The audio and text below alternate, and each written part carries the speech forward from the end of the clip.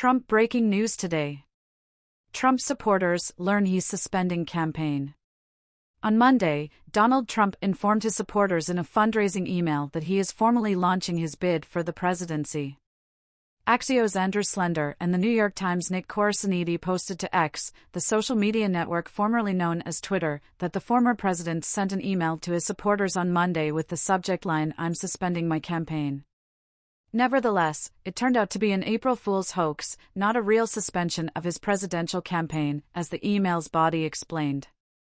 A message reading, "Just kidding, happy April Fool's Day," appears the email. President Joe Biden and Donald Trump will square off in November's presidential election. Both have secured their party's nominees for the office thanks to strong showings in their respective primaries. Several polls have Trump in a razor-thin advantage, suggesting that the contest is close. One of his possible criminal prosecutions is scheduled to begin in late April, just before the election, so he could have a turbulent summer.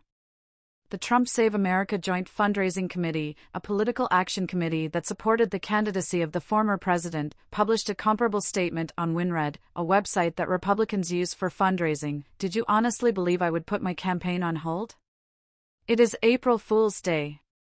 As long as the American people need me, I will keep fighting for them."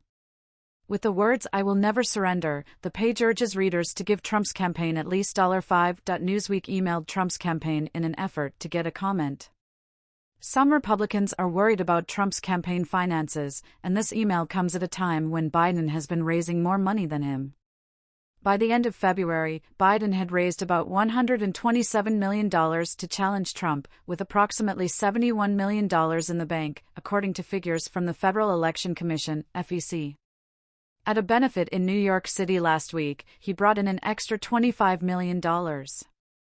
According to FEC data, Trump had only raised approximately $99 million during that time, while he had only $33.5 million in cash on hand. Christopher Hale, a former congressional candidate, was among the Democrats who found the fundraising email funny, writing, "The man hasn't campaigned in over 2 weeks, so it tracks." It follows an Easter message he published separately on his social media site, Truth Social.